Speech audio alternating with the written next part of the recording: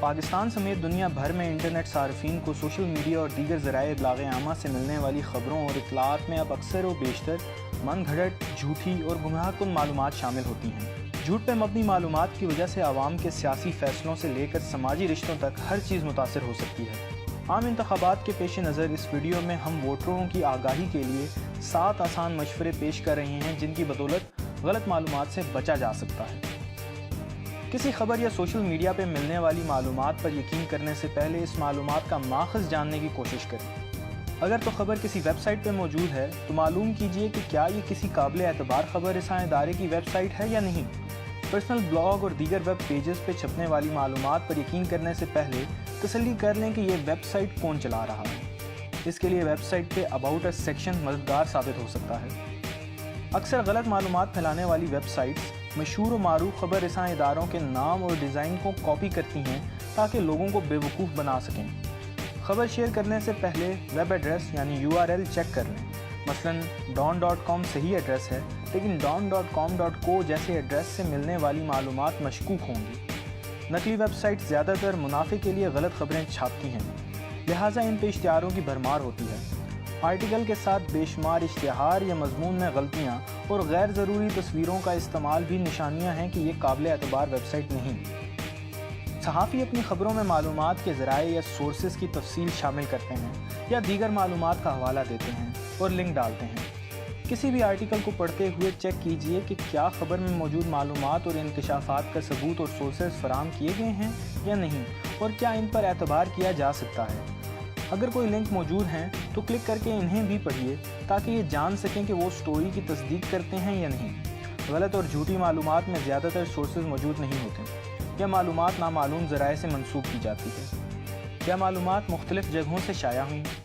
اگر ایک خبر میں سورسز کا ذکر نہیں ہے یا موجود سورسز سے آپ کی تسلی نہیں ہو رہی تو اس معلومات کو گوگل کر کے دیکھیے کہ کیا ایسی کوئی خبر دیگر معروف نیوز ویب سائٹس پہ چھپی ہے۔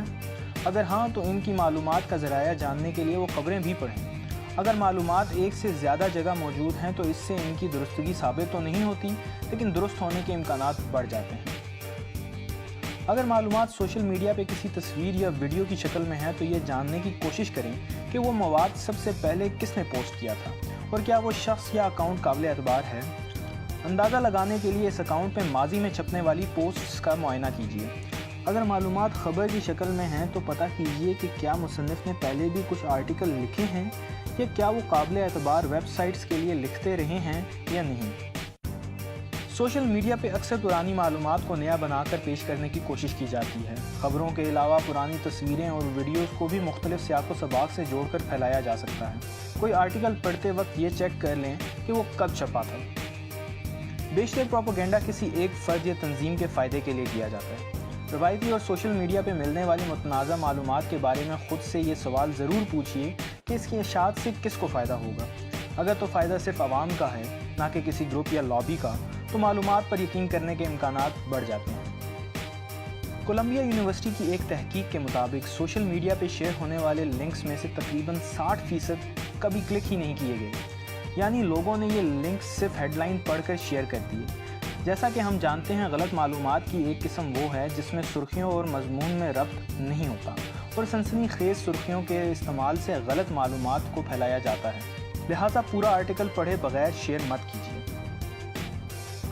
MIT یونیورسٹی کی ایک تحقیق کے مطابق غلط معلومات اپنے انوکھے پن کے باعث پڑھنے والوں میں حیرت اور برہمی کے جذبات ابھارتی ہے۔ جذباتیت میں غلط معلومات کو شیئر کرنے کے امکانات بھی بڑھ جاتے ہیں، لہٰذا سوشل میڈیا پہ معلومات شیئر کرنے سے پہلے سوچ لیجئے کہ آپ نے خبر کی ساکھ چانچ لی ہے۔